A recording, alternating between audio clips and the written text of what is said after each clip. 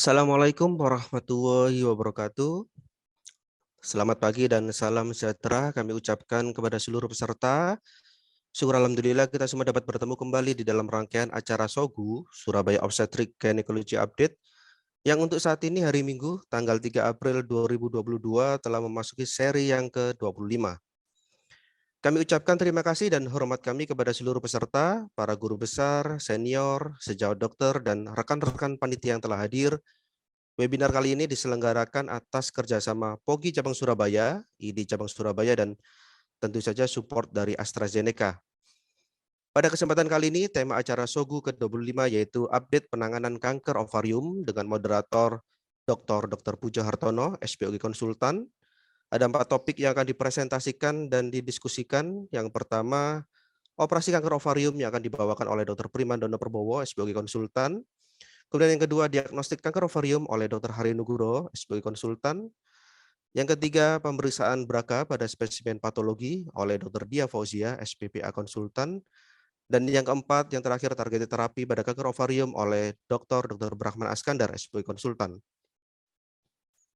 Acara ini akan berlangsung kurang lebih 2 jam sampai dengan pukul 12, dan untuk mempermudah jalannya diskusi, dipersilakan bagi peserta acara yang ingin bertanya dapat menuliskan pertanyaan-pertanyaan melalui kolom Q&A, dan seluruh kehadiran peserta akan terekam secara otomatis melalui Zoom sehingga tidak diperlukan formulir absensi, dan sertifikat bagi peserta akan dikirimkan oleh panitia melalui email beberapa saat setelah selesainya acara.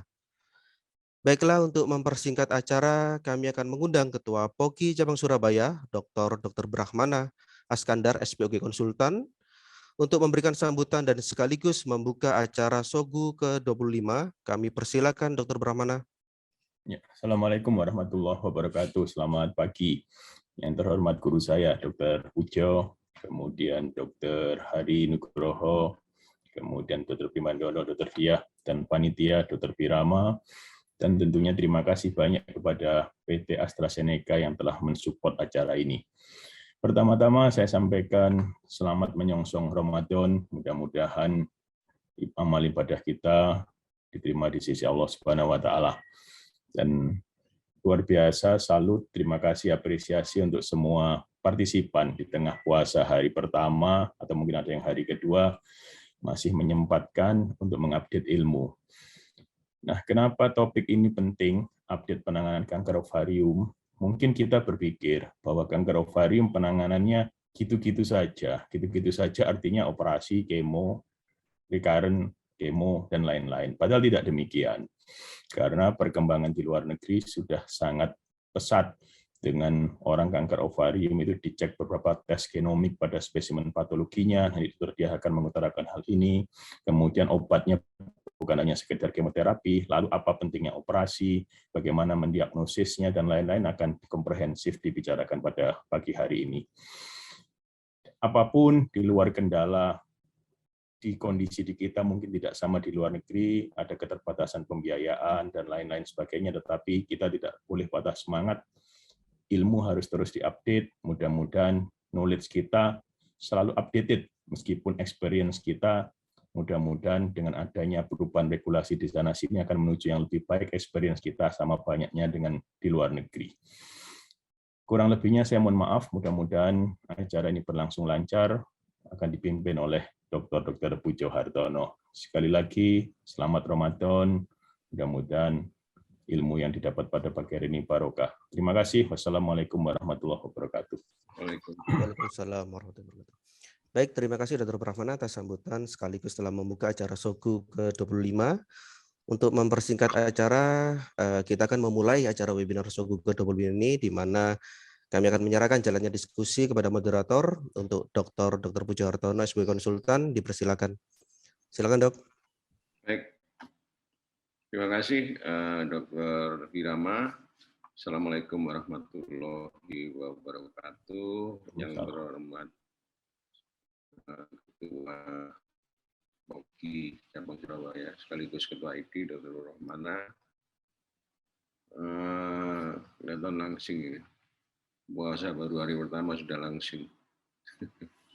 Kemudian Dr. Hari Nugroho, Dr. Ondi, Dr. Diah, sebagai pembicara dan juga teman dari AstraZeneca. Tadi sudah disampaikan tentang Siavarium. Jadi Siavarium ini memang ya tetap unik ya. Di tempat kita saya kira urutan ketiga setelah breast nomor 1, yang kedua mungkin cervix ya. Penyebabnya tidak jelas. Deteksi dini rasanya nggak ada gejala, biasanya ya cuman asam lambung, diobati asam lambung. Bahkan di luar negeri pun juga sering advanced stage ya, stadiumnya advance, karena memang ya mungkin orang itu di USG setiap bulan itu rasanya kok enggak ya. Dan jenisnya juga bermacam-macam, juga bisa, kalau saya cervix mungkin usianya tertentu ya, tetapi pada Siavarium ini muda pun bisa. Jadi muda sampai tua juga bisa, tergantung jenisnya. Operasi memang unik, operasinya nggak gampang angel ya.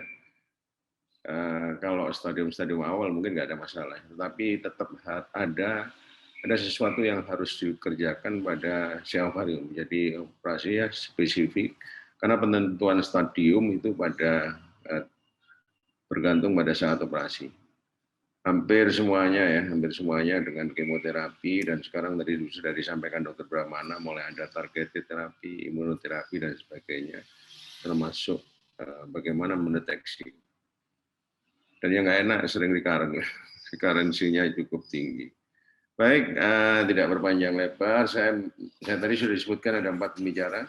Saya undang pembicara pertama, waktunya kira-kira 20 menit ya, Dr. Primandono, tentang operasi kanker ovarium. Mungkin ada teman-teman yang saya kira kita berbagi, ada teman-teman yang terbaru bagaimana teknik operasi, apa yang harus dilakukan. Monggo silakan Dr. Bondi. Baik, terima kasih Dr. Pujo. Yang kami hormati para guru besar, guru-guru kami, senior kami, dan sejawat. Untuk pagi ini, semoga semuanya dalam kondisi sehat, dalam lindungan Allah Subhanahu wa Ta'ala. Mohon izin untuk refreshing tentang operasi kanker ovarium.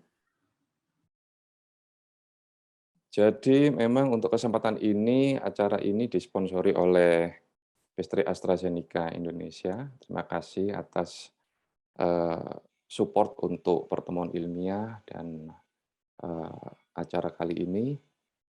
Jadi kanker ovarium tentu seperti yang dikatakan Dr. Pujo, deteksi dini belum maksimal untuk membantu diagnosis. Kemudian angka kejadian kanker ovarium di dunia ini adalah 200.000 per tahun, dan di mana 70% didiagnosis pada stadium lanjut.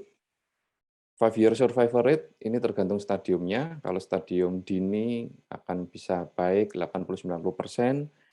Bila stadium lanjut, maka 5-year survival rate-nya hanya 30-40% ya, kalau berdasarkan Vigo stadium 3 dan 4. Jadi operasi complete surgical staging pada kanker ovarium stadium dini ini memang akan meningkatkan suatu survival. Sedangkan complete cytoreduction pada stadium lanjut akan menentukan prognosis.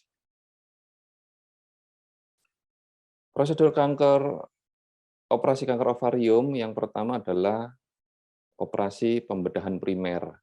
Jadi kalau stadium dini kita lakukan atau kita sebut complete atau konservatif surgical staging ya. Complete atau konservatif ini tergantung usia pasien ya, masih muda atau tidak, fertility wish atau tidak. Kemudian pada stadium lanjut kita sebut cytoreduction atau debulking. Dan operasi kedua ya biasanya setelah tindakan kemo itu bisa kita sebut second look laparotomy atau secondary cytoreduction surgery. Jadi complete surgical staging itu secara umum akan kita lakukan pada semua kasus-kasus yang kita curigai suatu kanker ovarium atau kista ovarium curiga ganas atau solid cystic tumor curiga ganas. Jadi tentunya insisinya adalah suatu insisi vertikal, kemudian kita ambil evakuasi asites atau kalau tidak ada kita washing peritoneal, kita eksplorasi rongga abdomen dan pelvis, kita lakukan biopsi-biopsi pada suspicious lesion pada organ-organ peritoneum atau kandung kemih, permukaan kandung kemih atau usus. Kemudian kita juga lakukan histrektomi, kita lakukan diseksi kelenjar getah bening pelvik sampai para aorta, kita lakukan omentektomi, dan kita lakukan appendektomi pada jenis PA yang musin. Ya. Tapi untuk terakhir ini, kita tidak selalu melakukan appendektomi, kita lihat dulu kalau appendiknya baik, tidak ada pelengketan, tidak ada nodul-nodul, bisa kita tinggal. Jadi yang kita eksplorasi adalah, jelas tentunya adalah rongga abdomen. Jadi apakah ada nodul-nodul suspisius di luar dari organ utama kita, yaitu kandungan, yaitu mulai diafragma, sehingga kita bisa lakukan biopsi sekitar diafragma atau hemidiafragma, kita evaluasi livernya, kita evaluasi omentumnya, apakah sudah terbentuk omental cake atau belum, kita cek serosa bowel, apakah ada nodul-nodul, itu bisa kita biopsi, kita evaluasi dari kavum Douglas dan prevesica untuk kita ambil sampling dari peritoneum. Kemudian juga kita evaluasi apakah ada pembesaran kelenjar getah bening, kita evaluasi apakah ada area-area nekrosis dan di sekitarnya, apakah ada peritoneal carcinomatosis. Ini misalnya pada kasus endometrioid karsinoma ya, kita lakukan complete surgical staging. Dari sediaan ini kita tampak suatu appendix. Jadi memang appendix itu tidak wajib kita ambil kalau jenisnya musin. Pada kasus ini adalah endometrioid, kita ambil appendix-nya karena memang terjadi pelengketan dan akan terpotong ujung appendix saat kita melakukan rilis perlekatan, sehingga memang indikasi appendektomi pada kasus ini tidak terlalu kuat. Ada juga adalah conservative surgical staging. Tadi adalah complete surgical staging, ini conservative surgical staging. Kapan kita melakukan conservative surgical staging? Yaitu pada usia muda, ya, usia nona-nona atau belum menikah, atau belum punya anak, atau pasien masih menginginkan fungsi reproduksi, dan syaratnya tumornya ini hanya mengenai satu ovarium. Jadi apa yang kita lakukan pada conservative surgical staging sama seperti complete surgical staging, tetapi kita tidak melakukan histrektomi. Kita hanya melakukan salpingo-ovarectomy unilateral. Jadi yang membedakan itu tadi antara konservatif dan complete surgical staging. Jadi konservatif hanya melakukan USO, unilateral salpingo-ovarectomy sinistra, di mana kalau complete surgical staging kita melakukan TAHPSO, hysterectomy. Ini contohnya pada kasus non-epitelial ya yolk tumor, kita melakukan SOD, omentektomi, kemudian juga pengambilan dari diseksi kelenjar bening dan beberapa peritoneum. Primary cytoreduction surgery atau disebut juga debulking. Jadi saat ini kesepakatan kita yang kita sebut optimal debulking adalah kalau residual mass-nya kurang dari 1 cm. Ya, kalau lebih dari 1 cm itu kita sebut suboptimal. Nah, penentuan dari suatu residu, jadi kita selalu menanyakan residunya berapa senti, terutama pada kasus-kasus stadium advanced stage. Karena residu ini sangat berhubungan dengan prognostik untuk 5-year survival rate-nya. Tujuannya primary reduction adalah meningkatkan oncology outcome, mengurangi ukuran tumor yang resisten terhadap kemo, meningkatkan kerja dan konsentrasi kemoterapi, menstimulasi residu tumor untuk bisa masuk ke fase G0 agar lebih efektif untuk diberikan kemo. Ada juga secondary cytoreduction surgery. Ya, kapan kita melakukan secondary cytoreduction? Dilakukan pada kasus-kasus parsial atau stable disease setelah kemo. Jadi ini operasi kedua setelah kemo. Atau terjadi rekurensi, biasanya lebih dari 6 bulan setelah terapi. Yang ketiga adalah pasien-pasien suboptimal debulking yang telah mendapat kemoterapi 3 siklus atau interval debulking. Kita sebut platinum sensitif, bila rekurensinya kurang dari 6 bulan setelah terapi, dan kita lebut platinum resisten kemo kalau platinum sensitif dan platinum resisten itu kalau rekurensinya lebih dari 6 bulan. Jadi kalau menurut tabel ini rekomendasi untuk secondary cytoreduction adalah kalau rekurensinya hanya pada satu titik, satu tempat, itu kita biasanya melakukan secondary cytoreduction, tidak peduli berdasarkan disease free intervalnya. Tetapi kalau dia ada di banyak tempat, multiple, tapi tidak ada karsinomatosis peritoneal, ini masih bisa kita pertimbangkan kalau disease free survival-nya adalah antara 12 sampai lebih dari 30 bulan. Tetapi kalau sudah terdapat nodul-nodul peritoneal, maka mungkin lebih baik tidak kita lakukan cytoreduction secondary. Jadi faktor prognosis kanker ovarium itu meliputi apakah kita melakukan complete surgical staging atau tidak. Kemudian tergantung juga jenis-jenis tipe histopatologi. Tergantung juga grade dari histologi.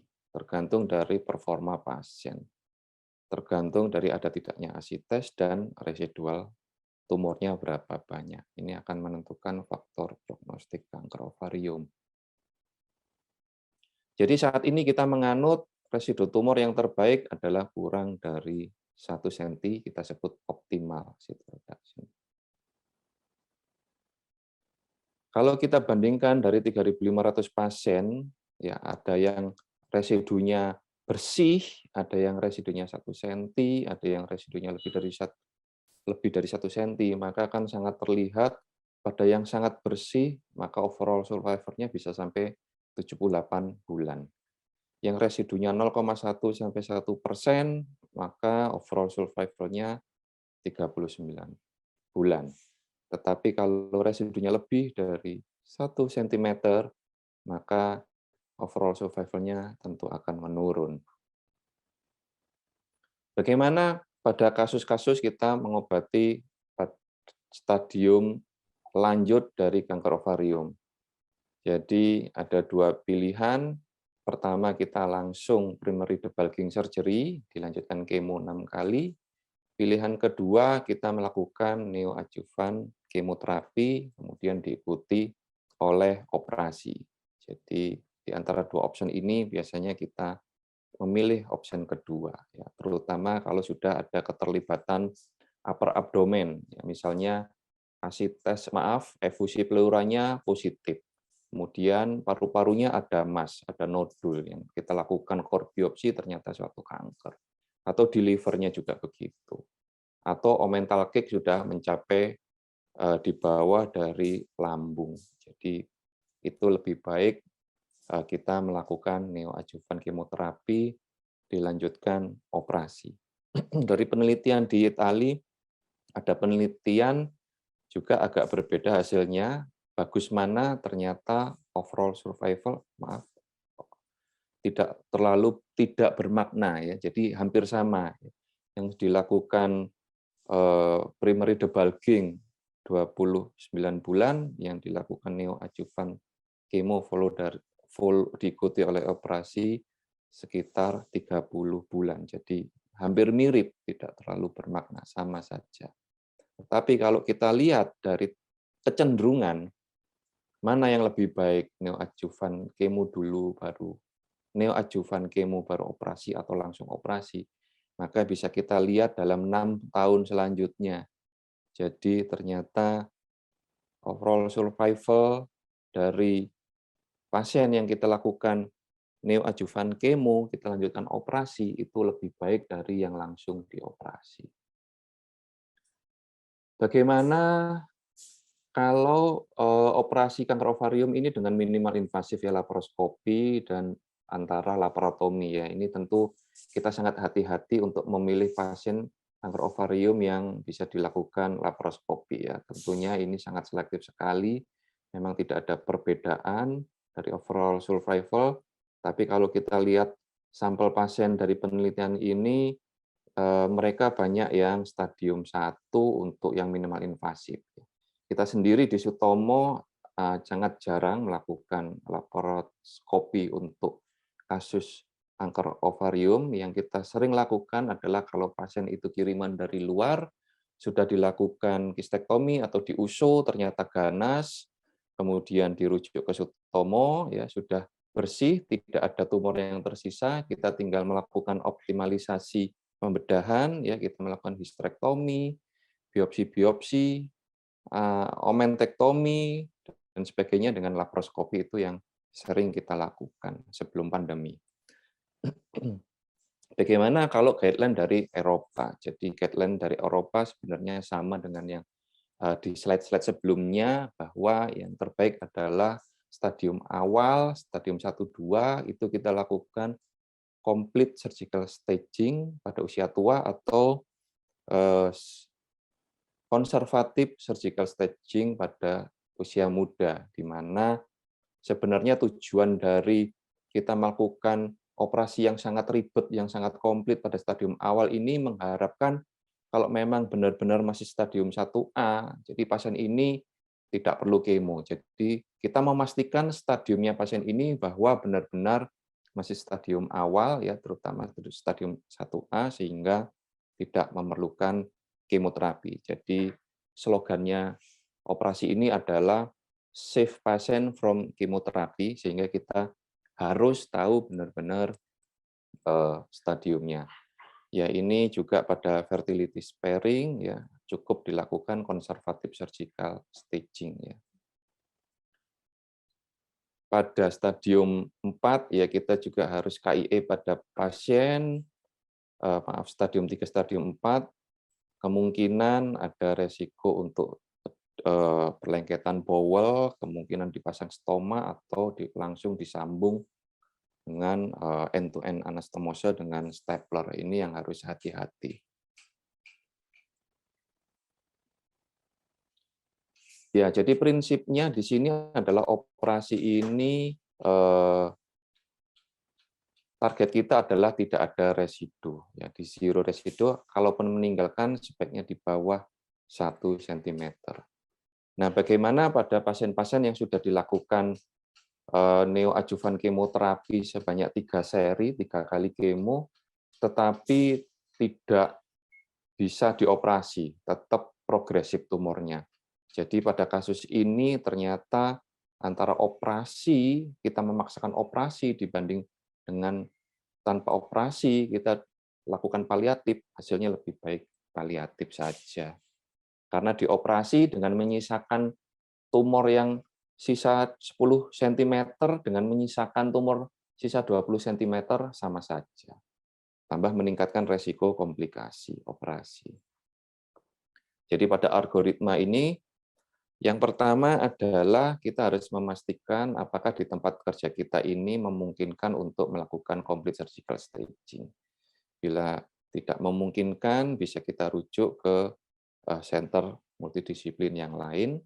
Bila memungkinkan, maka kita harus screening minimal dengan CT scan apakah stadium awal atau stadium lanjut. Kalau stadium awal kita melakukan complete surgical staging atau konservatif surgical staging pada usia muda, tapi pada stadium lanjut kita mengikuti algoritma 2 ini, yaitu pada stadium 2B sampai 3B, kita tetap berusaha untuk melakukan complete surgical staging.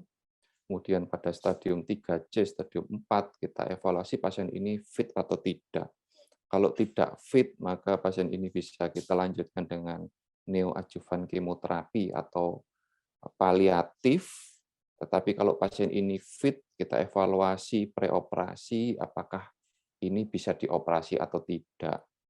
Jadi prinsipnya kalau kita meninggalkan sisa 10 cm dan 2 cm itu sama saja, sehingga disinilah poin terpenting dari penentuan preoperasi kita. Jadi kalau ternyata pasien ini bisa dioperasi, berarti kita mengikuti skema dari sama seperti stadium 2B, 3B, kita lakukan complete surgical staging. Kalau ternyata dari imaging, dari diskusi tumor board pasien ini inoperable, maka kita ikut skema seperti pasien yang tidak fit, kita lanjutkan dengan neoadjuvan kemoterapi. Nah, pada algoritma yang ketiga ini, bagaimana setelah neoadjuvan kemoterapi. Kalau ternyata dia tidak progresif dan pasiennya fit, bisa kita lanjutkan operasi. Tetapi kalau pasiennya tetap tidak fit, kita sangat individual ya, tidak perlu operasi atau kita KIP. Tetapi kalau setelah di kemo ternyata tumornya tambah besar, ya kita terpaksa memilih tidak operasi dan paliatif, atau kita evaluasi apa penyebab progresivitasnya ini. Ya, mungkin bisa kita review hasil PA-nya, apakah memang sesuai apa tidak antara jenis kankernya dengan obat kemo yang kita berikan. Jadi memang banyak sekali faktor-faktor penyebab mengapa pasien ini di kemo malah progresif. Jadi untuk follow up setelah operasi, maka 2 tahun pertama follow up kita adalah kontrol evaluasi 3 bulan sekali, kita evaluasi keluhan, pemeriksaan fisik, ya, pemeriksaan tumor marker, dan pemeriksaan CT scan ya antara 3-6 bulan. Kemudian 2 tahun sampai 5 tahun selanjutnya ada setiap 6 bulan, dan 5 tahun sampai 10 tahun adalah setiap tahun. Jadi take home message kali ini adalah penanganan pasien kanker bisa berbeda-beda setiap individu. Terapi yang kita anut adalah berdasarkan guideline yang kita akui bersama-sama secara internasional dan berdasarkan evidence-based medicine, di mana evidence-based medicine ini berdasarkan dari data penelitian. Yang kedua adalah dari kebijaksanaan lokal, tiap center onkologi bisa berbeda, dan pasien bisa keinginan pasien. Bagaimana? Itu yang perlu kita diskusikan. Jadi semua tindakan dan terapi bertujuan untuk meningkatkan quality of life dari pasien kita. Terima kasih atas perhatiannya. Terima kasih, Dr. Primandono Prabowo, Dr. Wondi ya panggilannya. Saya kira sudah disampaikan cukup detail tentang teknik operasi, ya, kemudian jenis-jenis operasi yang dilakukan, bahkan fase-fase operasi yang harus dilakukan, ada yang di kemo dulu, kemudian dioperasi, atau setelah operasi di kemo, kemudian dilakukan, kalau dulu istilahnya second look, sekarang ya cytoreductive operation, ya, jadi mengurangi massa tumor. Monggo silakan kalau ada teman-teman yang mau bertanya nanti, bisa di Q&A atau kalau ada waktu nanti kita kasih kesempatan untuk